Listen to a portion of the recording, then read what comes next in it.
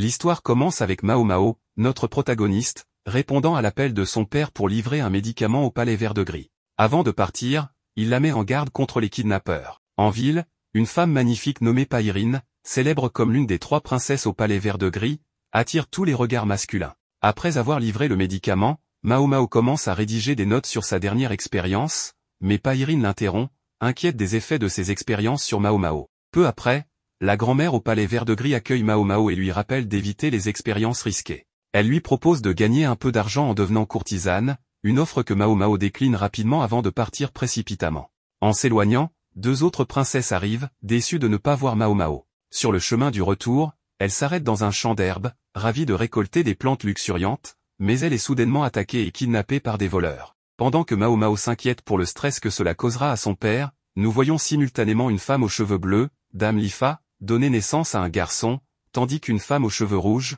Dame Gyokouyu, donne naissance à une fille. 3 mois plus tard, Mao Mao se retrouve au palais impérial arrière, où les femmes sont élevées dans le but de donner naissance aux enfants de l'empereur. Ce lieu est interdit aux hommes ordinaires, n'admettant que les proches de l'empereur, les eunuques et les ouvriers mutilés incapables de travailler ailleurs. Le palais abrite 2000 concubines et servantes, ainsi que 1000 eunuques. En tant que simple servante, Mao Mao sait que sa vie est sans grande valeur, mais elle ne se plaint pas, car son travail lui rapporte au moins un salaire. Lors d'une rencontre avec une autre servante, Xiaolan, Mao Mao l'aide à trouver son lieu de livraison. Elle est attristée de constater que les jeunes filles sont à peine formées pour travailler ici. Elle réalise que même des servantes peuvent devenir des concubines de Baran, mais Mao Mao écarte cette idée en raison de son apparence enfantine. Pendant la lessive, Mao Mao discute avec Xiaolan, qui mentionne des rumeurs sur un eunuque très beau aperçu au palais. La nuit, un homme séduisant nommé Jinshi rend visite à Dame Lifa et Dame Gyokouyu.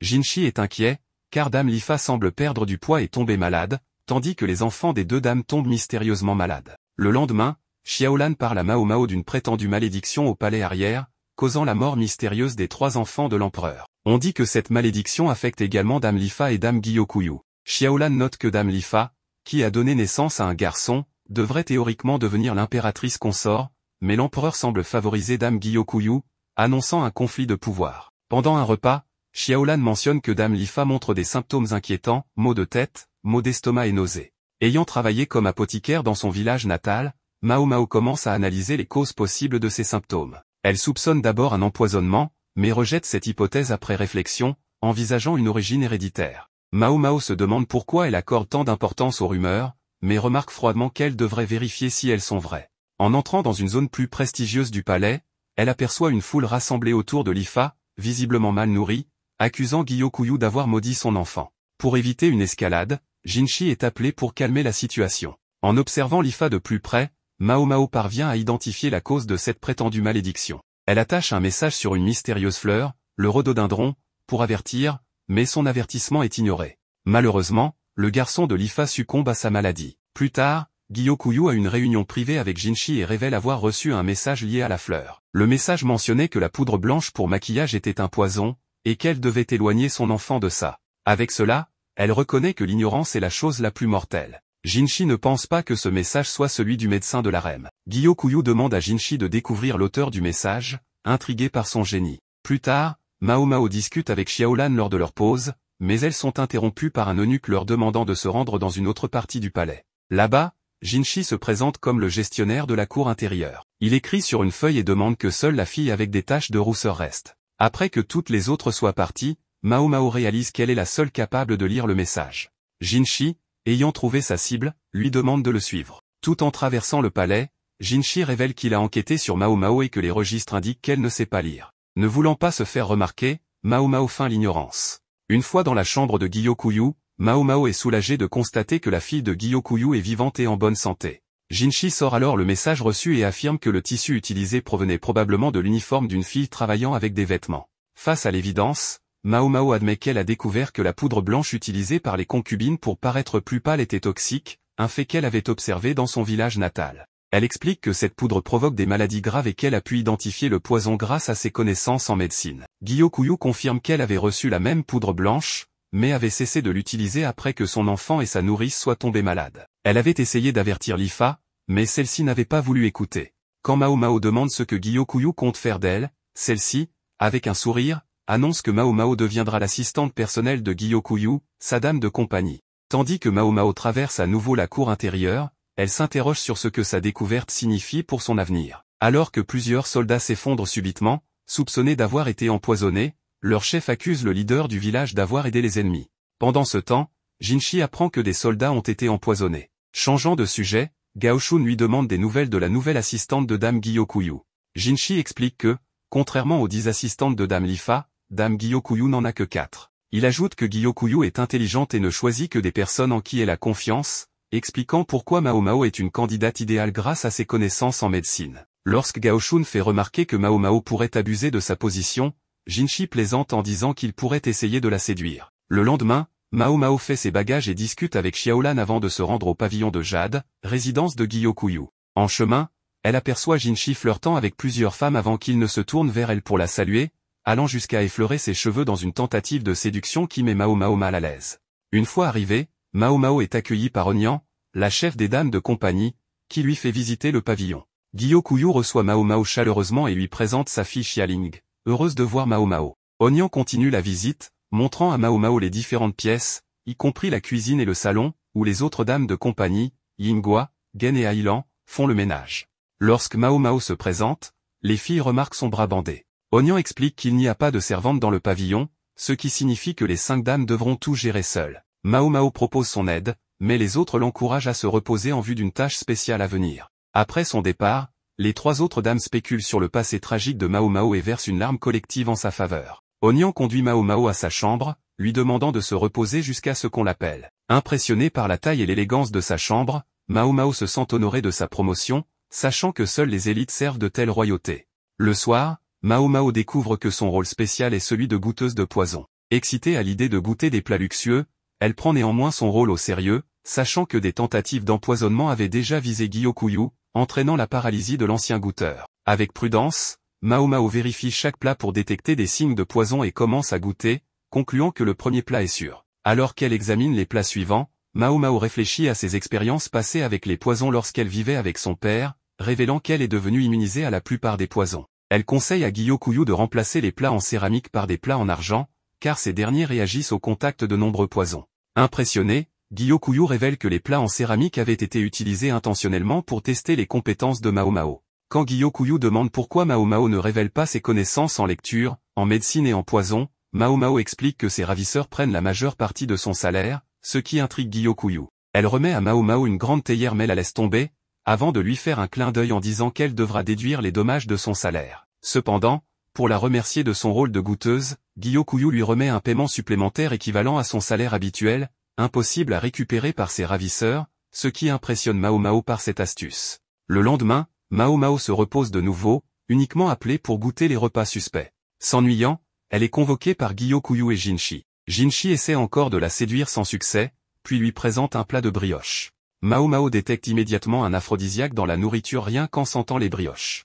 Impressionné, Jinshi admet qu'il était conscient de la présence d'aphrodisiaque dans la nourriture, ce qui met Mao Mao mal à l'aise, car elle pense qu'il voulait qu'elle en mange. Cette révélation fait rire Gyokouyu.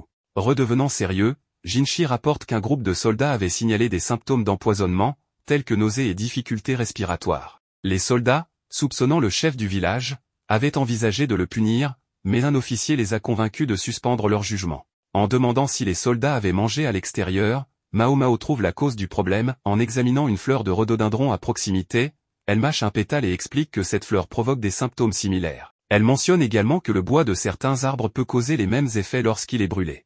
Jinshi conclut que les soldats avaient effectivement utilisé ce bois pour faire du feu. Rassuré que les villageois innocents ne soient pas punis, Jinshi demande à Mao Mao si elle peut fabriquer un aphrodisiaque. Enthousiasmé, Mao Mao accepte, ravi à l'idée d'expérimenter la création de diverses substances. Plus tard, alors que Jinshi retourne à son bureau, une concubine tente de le séduire, mais il rejette fermement ses avances. En discutant avec Gao Shun, Jinshi révèle qu'il a été envoyé par l'empereur pour tester la loyauté de ses concubines, bien qu'il soit déçu de constater que beaucoup trahissent cette confiance. En pensant à Mao Mao, Jinshi réalise qu'elle est la seule femme à ne pas être attirée par lui, ce qui éveille sa curiosité. Le lendemain, Mao Mao visite un médecin peu qualifié et croise Gao Shun qui va l'assister dans son travail. Le médecin juge Mao Mao pour son statut de simple servante, mais Gao Shun la conduit dans une salle de stockage remplie de matériel, ce qui enthousiasme Mao Mao à l'idée d'expérimenter. Alors qu'elle danse de joie, Jinshi l'interrompt pour lui demander de se mettre au travail. Mao Mao commence à écrire des recettes et est ravi d'avoir beaucoup de papier à sa disposition,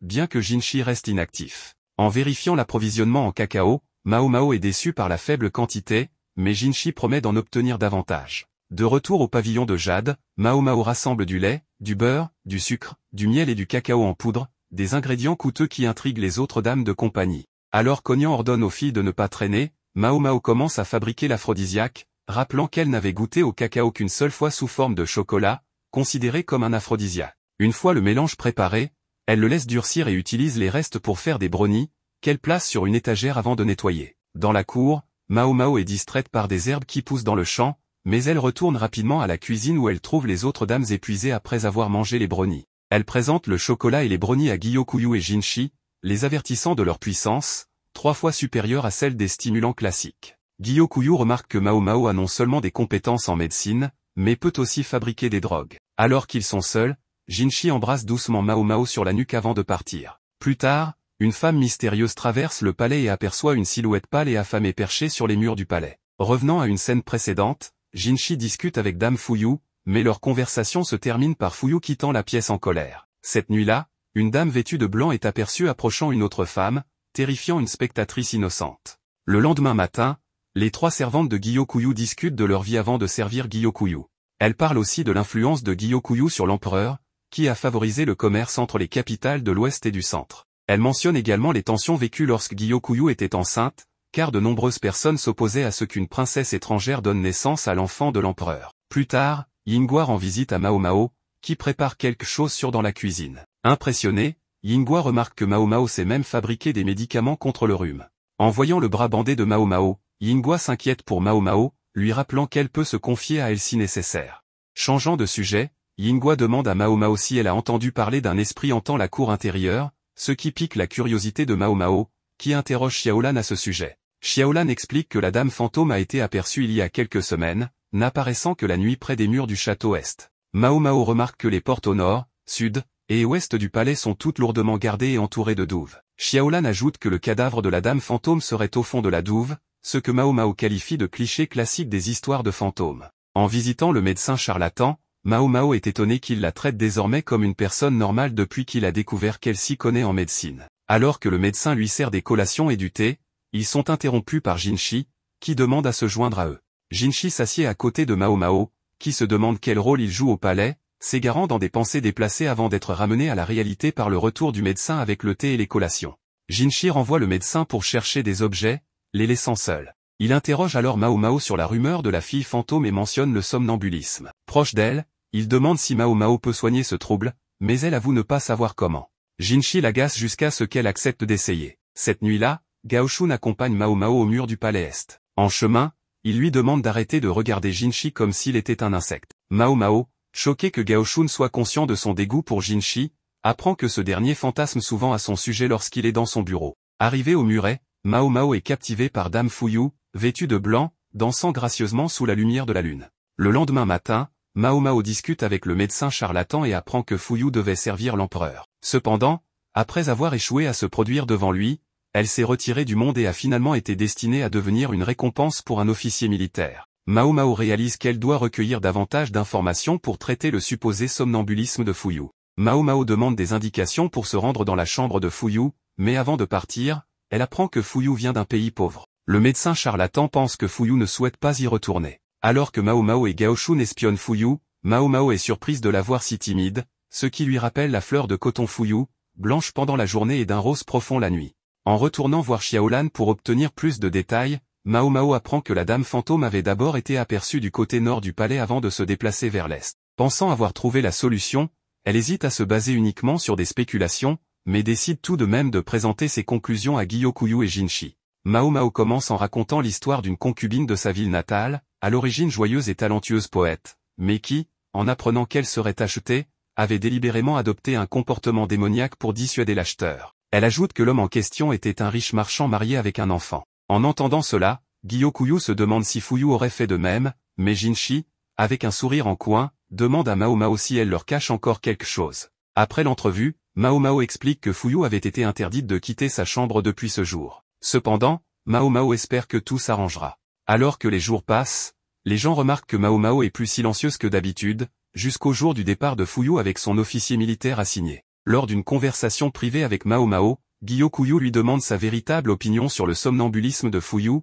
ce qui convainc Mao Mao de révéler le reste de ses conclusions. Mao Mao suppose que l'officier militaire et Fuyou étaient des amis d'enfance, ayant entendu des rapports selon lesquels l'officier avait insisté pour que Fuyou soit sa récompense. Mao Mao émet l'hypothèse que Fuyou avait volontairement échoué à sa danse devant l'empereur pour éviter d'attirer l'attention. Ensuite, Fuyou aurait simulé des symptômes de somnambulisme pour se dévaloriser en tant que femme et donner des raisons aux autres de la faire quitter le palais. Enfin, sa danse sur les murs du palais Est était probablement une prière pour que son ami d'enfance revienne sain et sauf des champs de bataille de l'Est. Au départ de Fuyou du palais, elle montre son soulagement de retrouver enfin son ami d'enfance, confirmant les déductions de Mao Mao. Ce soir-là, Mao Mao réfléchit à ce que cela pourrait faire de tomber amoureuse, tandis que l'empereur rend visite à Gyokouyu par rapport à Mao Mao, car il a une mission pour elle.